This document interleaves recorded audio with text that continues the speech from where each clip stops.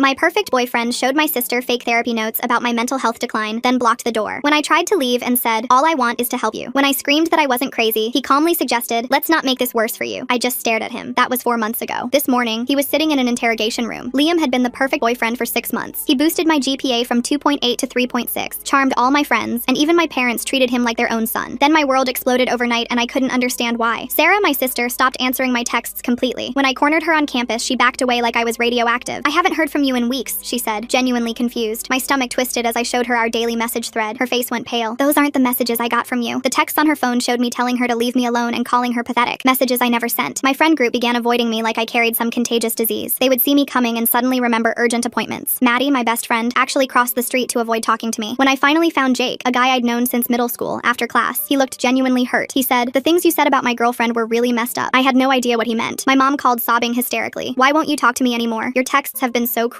My hands shook as I checked my phone. No missed calls, no messages to her. When I called her back, she said the messages came from my number, but the words weren't mine. "You called me a controlling beach and told me to stop ruining your happiness." Liam found me crying in my dorm room, completely devastated. He wrapped his arms around me as I shook. "Maybe they're jealous of us," he whispered, stroking my hair. "Some people can't handle seeing others happy." When I told him I felt like I was losing my mind, he looked concerned. He said, "Stress can do crazy things to your memory, babe. Maybe you should talk to someone." He researched therapists for me and even drove me to the appointment. The therapist said that sometimes our minds play tricks when we're overwhelmed. She recommended Liam help manage my schedule to reduce stress. I felt relieved someone understood what was happening to me. Liam took over my calendar and finances with gentle efficiency. I was grateful to have someone who cared when everyone else had abandoned me and lied about it, or so I thought. Very soon, my organized life started crumbling faster than ever. Important emails vanished from my inbox. My laptop got a virus and shut down during my online exam. I'd oversleep despite setting multiple alarms. My phone would die overnight even when plugged in. Liam would find me panicking and suggest maybe I needed more help than we thought. One of my professors pulled me aside looking genuinely frightened, saying, "Your recent emails to classmates have been disturbing, aggressive, and completely unlike you." She showed me messages I had supposedly sent calling my study group worthless idiots. My vision blurred as I read words I'd never written. When my sister stopped calling, I knew something was catastrophically wrong. My family received texts from my number telling them I was done with their toxic drama. Liam held me while I sobbed about my family cutting me off. "Maybe this is for the best," he murmured. "They were always holding you back anyway." My gut screamed that something was wrong, but I couldn't trust my own mind anymore. Everyone confirmed I was acting strange. Even a licensed therapist agreed I was struggling. I started hiding a journal under my mattress, documenting every weird incident. Patterns emerged that made my blood run cold. Every disaster was immediately followed by Liam offering to take control of another piece of my life. One night, I pretended to sleep and watched through barely cracked eyelids. Liam sat at my desk with my laptop open. He was logged into my email, responding to messages as me. I watched him delete 3 job interview invitations and decline a birthday party invitation. My heart hammered so loud I was sure he'd hear it. He had been systematically destroying my life while playing the perfect supportive boyfriend. But I had no proof anyone would believe. He controlled my money, my schedule, and apparently every single communication I sent. Worse, he'd convinced everyone I was mentally unstable. I remembered my old gaming